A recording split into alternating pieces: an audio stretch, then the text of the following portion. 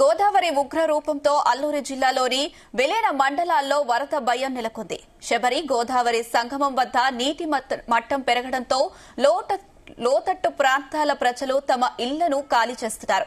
ఇళ్లలోని సామాగ్రితో సురక్షిత ప్రాంతాలకు తరలి వెళ్తున్నారు.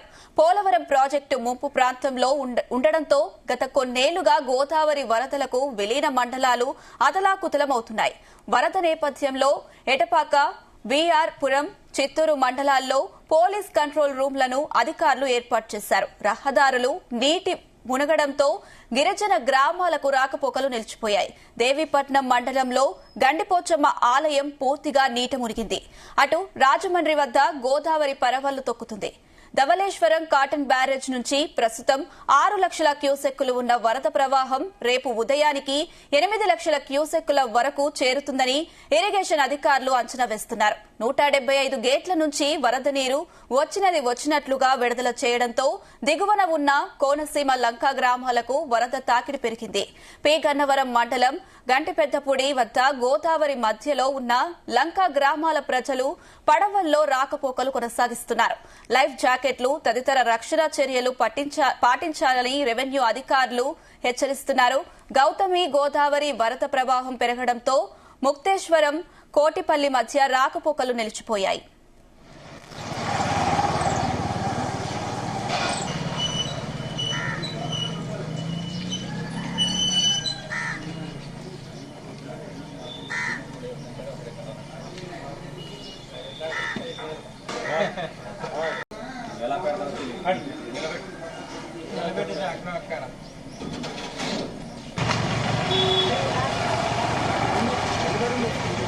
గోదావరి ఉగ్ర రూపంతో అల్లూరి జిల్లాలోని విలీన మండలాల్లో వరద భయం నెలకొంది. శబరి గోదావరి సంగమం వద్ద నీటి మట్టం పెరగడంతో లోతట్టు ప్రాంతాల ప్రజలు తమ ఇళ్లను ఖాళీ చేస్తున్నారు.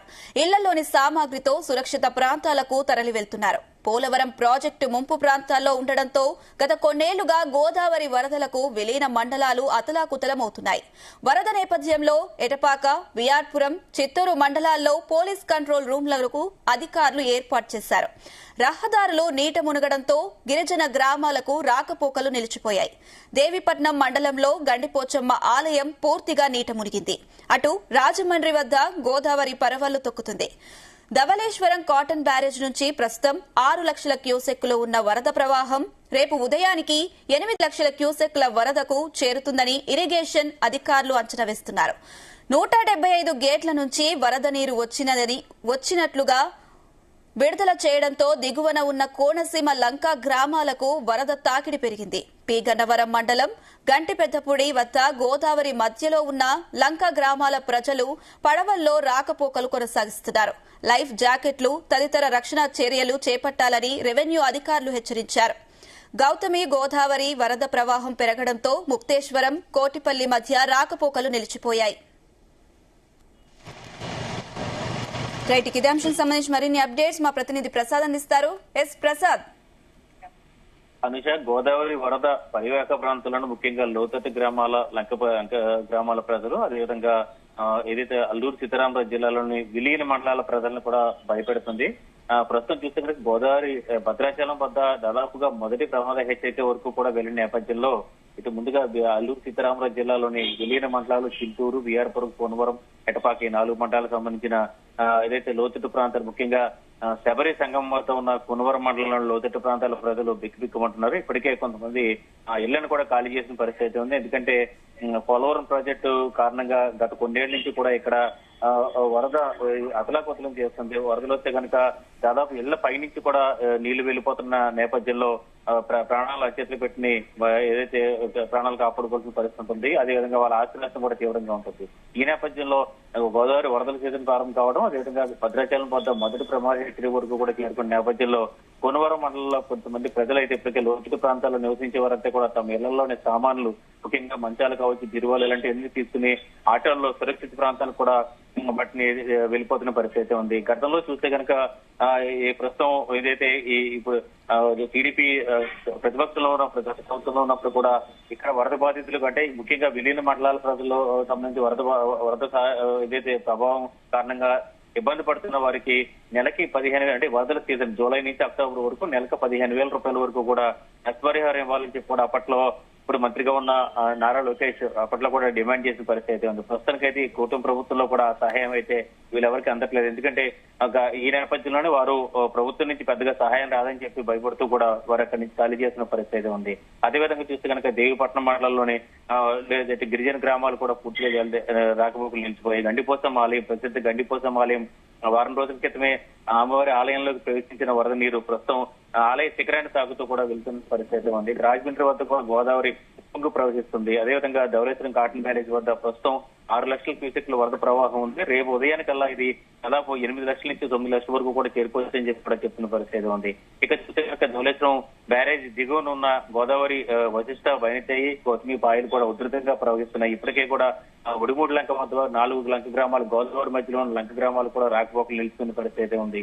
ఇంత అంటే అక్కడ తాత్కాలికంగా వేస్తున్న కట్టలు తెగిపోయిన నేపథ్యంలో మరపడవల్లోనే రాకపోకలు సాగిస్తున్నారు. అయితే గత ఏడాది చూస్తే కనుక వరదల సమయంలో ఈ మరపడవల్లో ముఖ్యంగా మంచినీళ్ళకి సంబంధించిన ఇబ్బంది ఎక్కువగా ఉంటుంది. కోనసీమ లంక గ్రామాల ప్రజలకు వారందరికీ కూడా వాటర్ ప్యాకెట్లు ముందుగానే అక్కడ సమకూర్చకపోతే వరద పెరిగిన తర్వాత ఇక్కడ నుంచి వాటర్ క్యాన్లు కావచ్చు, వాటర్ ప్యాకెట్లు తీసుకెళ్తున్న క్రమంలో ఈ పడవల్లో గత ఏడాది చూస్తే కనుక వాలంటీర్ గా పనిచేసి విధులు కోల్పోయిన ఒక వ్యక్తి అయితే మృతి చెంది గోదావరిలో మృతి చెందిన పరిస్థితి ఉంది. మొత్తం మీద ఈ ఏడాది వరదల నేపథ్యంలో లైఫ్ జాకెట్లు ఖచ్చితంగా ధరించాలని చెప్పి కూడా అధికారులు కూడా హెచ్చరికలు జారీ చేసిన పరిస్థితి ఉంది.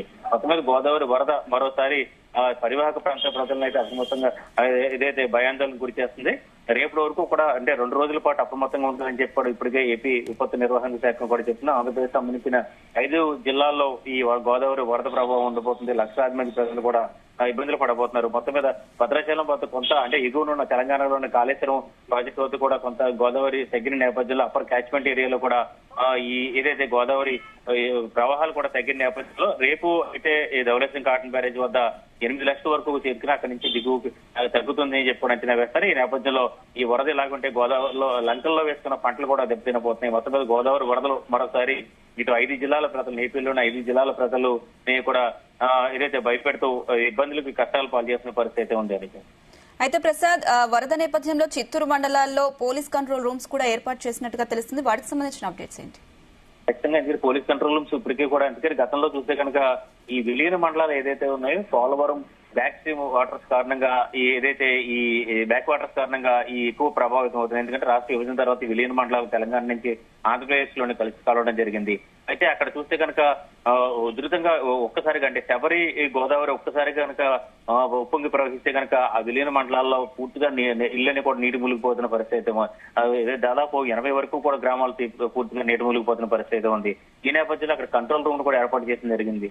అయితే ఇక్కడ చూస్తే కనుక ఇటు వామపక్ష గిరిజన ప్రజా సంఘాలు కూడా ఈ ఏడాది వరదల నేపథ్యంలో ఒక చింతూరులో ఒక హెలికాప్టర్ అయితే ఖచ్చితంగా ఉంచాలని చెప్పి కూడా చెప్పడం కోరిన పరిస్థితి ఉంది. అయితే ప్రభుత్వం నుంచి ఇంకా దానికి సంబంధించిన ఇంకా ఎలాంటి స్పందన రాలేదు. ఎందుకంటే అత్యవసర పరిస్థితుల్లో ఏదైనా ఆహారం సరఫరా చేయాలంటే ఈ గోదావరి వరదలో ఈ బోట్లలో అక్కడ ఆహారం మంచినీళ్లు సరఫరా చేయడం అనేది ఇబ్బందికరంగా ఉంటుంది. అదే నేపథ్యంలో పునరావాస కేంద్రాలకు రాకుండా కొంతమంది ఎందుకంటే తమ ఇళ్లలో విలువైన సామగ్రి కోసం అక్కడే ఉండిపోతారు. వారందరి కోసం ఏదైతే అక్కడ ఉండిపోతాం ఒకవేళ ఎవరైనా విపత్తు పరిస్థితుల్లో చిక్కుకుంటే కనుక ఎన్డీఆర్ఎఫ్, ఎస్డీఆర్ఎఫ్ బృందాలు ఉన్నాయి. అనుకోని పరిస్థితులు ఉంటే కనుక చింతూరులో ఒక హెలికాప్టర్ అందుబాటులో ఉంచాలని చెప్పి కూడా కోరిన పరిస్థితి ఉంది. అయితే ఇంకో ప్రభుత్వం నుంచి దీనికి సంబంధించి ఎలాంటి నిర్ణయం కూడా తీసుకోలేదు. మొత్తం మీద అయితే గతంతో పోల్చుకుంటే ఈ గోదావరి వరద అంటే ప్రస్తుతం జూలై 1 నుంచి వరదల సీజన్ ప్రారంభమైంది. ఇప్పుడు పరివాహక ప్రాంతాలు మహారాష్ట్ర, తెలంగాణ, ఛత్తీస్గఢ్ రాష్ట్రాల్లో కూడా ఇలా వర్షాలు ఎక్కువగా ఉంటే కనుక వరదలో ఇంకా ఈ 10 రోజుల పాటు ఇలాగే కొనసాగే అవకాశం అయితే ఉంది. మొత్తం మీద ఈ అధికార యంత్రాంగం ఇంకా విస్తృతంగా సహాయక చర్యలు చేపట్టాల్సిన పరిస్థితి ఉంది. గత ఏడాది కూడా అనేక మంది ఇబ్బందులు పడిన పరిస్థితి ఉంది. సరైన విధంగా ఆహారం అందక, అదేవిధంగా మంచినీళ్ళు అందక, ముఖ్యంగా బోట్లకు సంబంధించి చూస్తే కనుక లైఫ్ జాకెట్ లేకుండా ప్రమాదక పరిస్థితుల్లో మహిళలు, వృద్ధులు, చిన్నారులు కూడా ప్రయాణిస్తుంటారు. వారందరికీ సంబంధించి కూడా రక్షణ చర్యలు చేపట్టాల్సిన పరిస్థితి కనిపిస్తుంది. ప్రస్తుతానికి అయితే ప్రజలంతా కూడా ఇక్కడ లోతట్టు ప్రాంతాల ప్రజలైతే మాత్రం వరద మరింత పెరిగితే తమ ఇళ్లలోకి నీళ్లు వస్తాయని చెప్పి కూడా ఒక బిగ్గుంటూ కాలం వెళ్లేసిన పరిస్థితి ఉందండి. అయితే ప్రసాద్, ఈ వరద నేపథ్యంలో రహదారులు అన్ని నీట మునగడంతో గిరిజన గ్రామాలకు రాకపోకలు నిలిచిపోయినట్టుగా తెలుస్తుంది. దీనికి సంబంధించి అక్కడ ఉన్న ప్రజలు ఏమంటున్నారు? వారికి సహాయక చర్యలు ఎలా అందుతున్నాయి? వారి పరిస్థితి ఎలా ఉందని చెప్తున్నారు? ముఖ్యంగా ఏదైతే కూనవరం అదే చింతూరు వియర్పురం ఈ మండలాలకు సంబంధించి కూడా చూస్తే కనుక రహదారులు నీట మునిగిన నేపథ్యంలో దాదాపు 30 పైగా గిరిజన గ్రామాలు కూడా రాకపోకలు వెళ్ళిపోయిన పరిస్థితి అయితే ఉంది. వారంతా కూడా ఇప్పుడు ఆ జల దిగ్బంధంలో చిక్కుని ఉంటారు. వారందరూ కూడా నిత్యావసర సరుకులు అంటే ఇప్పటికే కొన్ని చోట్ల అయితే నిత్యావసర సరుకులు స్టాక్ అయితే పెట్టడం జరిగింది. అదేవిధంగా కొన్ని చోట్ల పునరావాస కేంద్రాలు కూడా ముందుగానే ఏర్పాటు చేసిన పరిస్థితి అయితే ఉంది. అయితే చూస్తే కనుక ఇంకా అనేక మంది అక్కడ ఉండిపోయిన పరిస్థితుల్లో ముఖ్యంగా గర్భిణీ స్త్రీలు ఎవరైతే డెలివరీ కోసం ఉన్నారో సమయం దగ్గర పడిందో వారందరికీ ముందుగా ఇక్కడ పునరావాస కేంద్రాలకు తరలించేలా గతంలో కూడా ఏర్పాట్లు చేసిన పరిస్థితి అయితే ఉంది. ప్రస్తుతం వైద్య శాఖ కూడా మెడికల్ సిబ్బంది కూడా అప్రమత్తమై వారికి సహాయాల చర్యలు చేపట్టేందుకు కూడా సిద్ధమైన పరిస్థితి అయితే ఉంది. అదేవిధంగా ముఖ్యంగా ఈ కోనసీమకు సంబంధించిన ఈ గన్నవరం అదేవిధంగా లంక గ్రామాలు అయితే తాత్కాలికంగా వేసవిలో వాళ్ళు అంటే అక్టోబర్ తర్వాత వీరంతా కూడా తాత్కాలికంగా కట్టలు వేసుకుంటూ ఉంటారు. అవి కూడా ప్రస్తుతం వరదలు కూడా కొట్టుకుపోయిన నేపథ్యంలో వారంతా ఖచ్చితంగా పడవల్లోనే ప్రయాణించాల్సిన పరిస్థితి అయితే ఉంది. వారందరికీ గోదావరి వరద మరింత పెరిగితే ముఖ్యంగా విలీన మండలాలు అయితే విద్యుత్ సరఫరా నిలిచిపోతుంది. ఎందుకంటే హైటెన్షన్ విద్యుత్ వైర్లన్నీ కూడా గోదావరిలోంచి వేసిన పరిస్థితుల్లో అక్కడ విద్యుత్ సరఫరా కూడా నిలిపివేస్తారు. దానికి తగ్గట్టుగా కూడా అక్కడ కిరోసిన్తో పాటు ఇవన్నీ కూడా సరఫరా చేసే పరిస్థితి అయితే ఉంటుంది. అయితే ఈ ఏడాది మరింతగా అంటే ప్రస్తుతం చూస్తే కనుక భద్రాచలం కొంత వరద ఈ సాయంత్రం నుంచి కూడా తగ్గుముఖం పడుతుంది. ఎందుకంటే దాదాపు మొదటి ప్రమాద హెచ్చరిక అంటే 43 అడుగుల వరకు భద్రాచలంలో మొదటి ప్రమాద హెచ్చరిక ఉంటుంది. 41 అడుగుల వరకు కూడా వచ్చి అక్కడి నుంచి కూడా కొంచెం తగ్గే పరిస్థితి ఉంటుంది. అయితే రానున్న రోజుల్లో ఎగువ ప్రాంతాల్లో ముఖ్యంగా క్యాచ్మెంట్ ఏరియాలో మహారాష్ట్ర, తెలంగాణ, ఛత్తీస్గఢ్ రాష్ట్రాల్లో వర్షాలు పడితే కనుక మరింత గోదావరి వరద మరీ పెరిగే అవకాశం అయితే ఉంది. అయితే ఇలా నిలకడగా ఉంటే మాత్రం కొంత నష్టం నుంచి బయటపడే అవకాశం అయితే కనిపిస్తుంది. Right Prasad, thank you.